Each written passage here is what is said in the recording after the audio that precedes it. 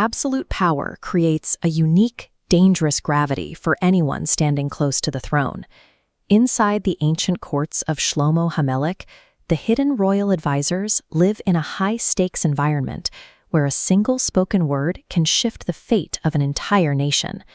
But the advisor faces a stark limitation.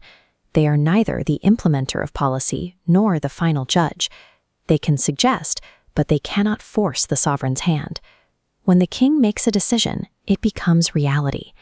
This creates a delicate tightrope. An advisor must offer unwavering obedience to the monarch's commands. Yet King Solomon outlines a strict boundary that earthly loyalty is always superseded by an ultimate faithfulness to God's covenant. Surviving in this court requires a strategy of non-forceful action. You do not push against a bad command immediately. You wait.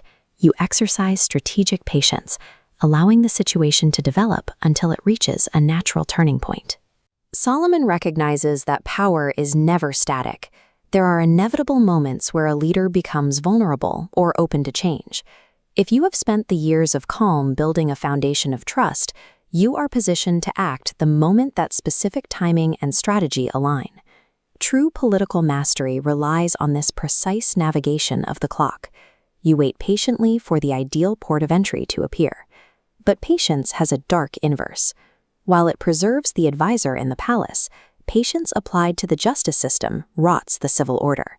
When society delays its response to wrongdoing, the entire system begins to fracture. King Solomon diagnoses a specific mechanic behind rampant extortion.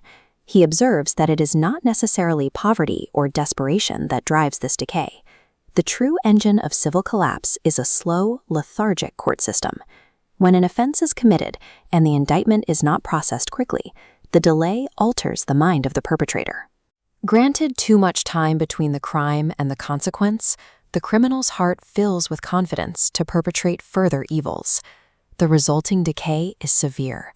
Wicked men, once thought gone and buried, reappear and thrive. Meanwhile, the holy clergy disappear, and the good acts they accomplished are forgotten by the city. An inactive court system actively breeds criminality. The mere delay of indictments directly dismantles the safety of the community. This chart shows the relationship between the time it takes to indict a criminal and the resulting rate of societal decay. Shlomo HaMelech identified a specific psychological trigger. As the time to punishment increases, the rate of crime follows an exponential climb. Notice what happens when we compress the timeline. The deterrent is not the severity of the punishment, but the absolute certainty and speed of the consequence. If the hammer falls quickly, the growth curve stays flat. When the public sees rapid enforcement, even for minor offenses, it sends a clear signal. It tells the entire populace that a functional, reliable social order is actively in place. An expeditious justice system provides deep psychological encouragement to God-fearing, ethical citizens. It ensures that those who respect the law feel protected by it. Swift enforcement provides the ultimate societal mercy.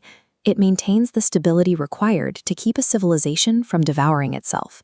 Human law only reaches so far.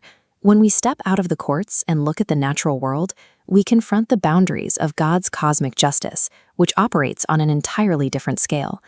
King Solomon observes a brutal empirical truth about life beneath the sun.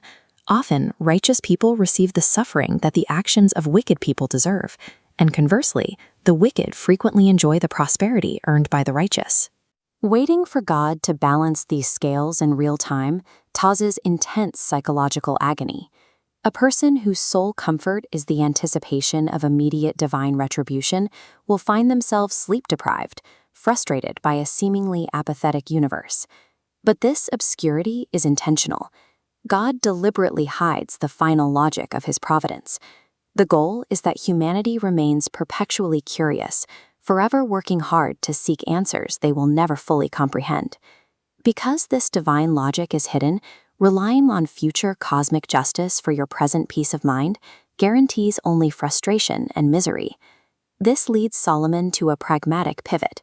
If we cannot perceive divine retribution, our emotional well-being must be actively cultivated from the tangible gifts right in front of us. He mandates that we find joy in eating, in drinking, and in the daily work of our lives. We are to focus on the concrete positives of the present moment, rather than obsessing over a hidden future. By embracing the daily effort and the small joys of the table, a person finds a stable center. In a world where final answers are withheld, this presence of mind becomes a primary way to live with intent. But there is one final boundary that tests this philosophy to its breaking point. It is a boundary that pushes Solomon into far more radical, difficult territory: mortality. Death comes for the righteous and wicked alike, stripping away earthly gains. If the end is random, does morality matter? In our next chapter, we will confront the darkest argument in Koheles, the chilling possibility that the dead possess no consciousness at all.